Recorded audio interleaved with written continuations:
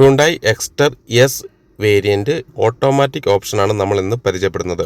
ഇതിൻ്റെ front view നോക്കിക്കഴിഞ്ഞാൽ നമുക്ക് ഹ്യുണ്ടായുടെ തന്നെ സിഗ്നേച്ചറായിട്ടുള്ള DR ലാമ്പ്, എച്ച് സൈഡിലുള്ള DR ലാമ്പ് വരുന്നുണ്ട്. എസ് വേരിയൻറ്റ് നമുക്ക് ഹാലജൻ ഹെഡ്ലൈറ്റ് ആയിട്ടുള്ള നോർമൽ ഹെഡ്ലൈറ്റ് ആണ് വരുന്നത്. ഫ്രണ്ടിൽ ഹ്യുണ്ടായുടെ ഒരു സിഗ്നേച്ചർ ഗ്രില്ല് വരുന്നുണ്ട്. അതുകൂടാതെ തന്നെ നമുക്ക് വണ്ടിയുടെ ഗ്രൗണ്ട് ക്ലിയറൻസ് വരുന്നത് ഒരു 180 ഗ്രൗണ്ട് ക്ലിയറൻസ് ആണ് വരുന്നത്. മൈക്രോ എസ് യു ആയിട്ട് വരുന്നുണ്ട് തന്നെ നമുക്ക് ഗ്രൗണ്ട് ക്ലിയറൻസ് കൂടുതലുള്ളത് വണ്ടിയുടെ അടി തട്ടുന്ന ആ പ്രശ്നങ്ങളെല്ലാം ഒരു പരിധി വരെ ഒഴിവാക്കാൻ പറ്റും. ഇതിൻ്റെ എസ് വേരിയൻറ്റിൻ്റെ സൈഡ് വ്യൂ വരുമ്പോഴത്തേക്ക് നമുക്ക് വീൽ ക്യാപ്പാണ് വരുന്നത്. ഡ്രമ്മും വീൽ ക്യാപ്പും ആണ് വരുന്നത്. അതുപോലെ തന്നെ മിററിൽ ഒരു ഇൻഡിക്കേറ്ററും വരുന്നുണ്ട്. സ്മാർട്ട് ഓട്ടോയാണ് ഹ്യുണ്ടായുടെ ഓട്ടോമാറ്റിക് വെർഷന് വേണ്ടി പറയുന്നത്. വണ്ടിയുടെ ഓവറോൾ നമുക്ക് വീൽ ബേസ് നോക്കുമ്പോഴത്തേക്ക് 2450 മില്ലിമീറ്റർ വീൽ ബേസ് ആണ് വരുന്നത്. അതുപോലെ തന്നെ എസ് വേരിയൻറ്റിന് വണ്ടിയുടെ ടയർ സൈസ് വരുന്നത് 14 ഇഞ്ചുമാണ് വരുന്നത്.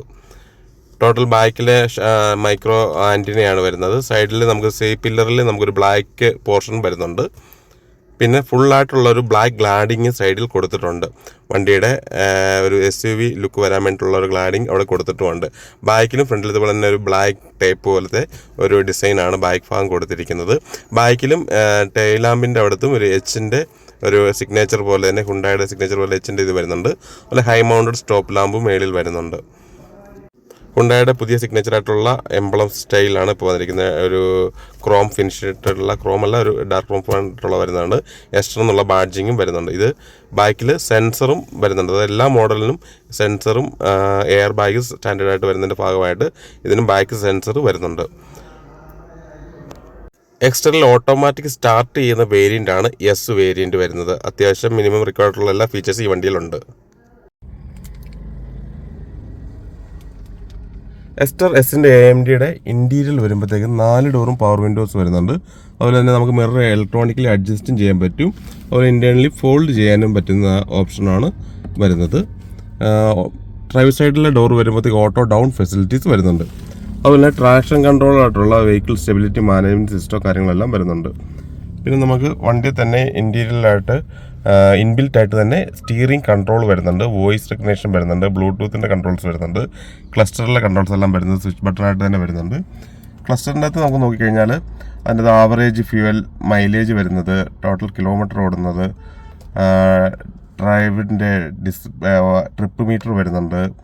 അങ്ങനെയുള്ള എല്ലാ ഫെസിലിറ്റി ഇതിനകത്ത് വരുന്നുണ്ട്. ടോട്ടൽ ഫ്യൂവലിൽ നിന്ന് എത്ര കിലോമീറ്റർ പോകാം, MT2 fuel, total kilometre, RPM and digital സ്പീഡായിരിക്കും വരുന്നത്. പിന്നെ ടച്ച് സ്ക്രീൻ വരുമ്പോഴത്തേക്കും നമുക്ക് ആൻഡ്രോയിഡ് ഓട്ടോ, ആപ്പിൾ കാർപ്ലേ ഉള്ള ടച്ച് സ്ക്രീനാണ് വരുന്നത്. റിവേഴ്സ് ക്യാമറ അതിനകത്ത് വരുന്നില്ല. പിന്നെ AC മാനുവൽ AC ആയിരിക്കും വരുന്നത്. ഗിയർ മോഡ് സിസ്റ്റം വരുന്നത് നോർമൽ സിസ്റ്റം ആയിരിക്കും വരുന്നത്. നമുക്ക് ഇതിൻ്റെ എസ് വേരിയൻറ്റിന് പാഡിൽ ഷിഫ്റ്റ് വരുന്നില്ല. ഇതാണ് വണ്ടിയുടെ ഇൻറ്റീരിയൽ വരുന്നത്. 6 എയർ ബാഗ് സ്റ്റാൻഡേർഡായിട്ട് തന്നെ വരുന്നുണ്ട്.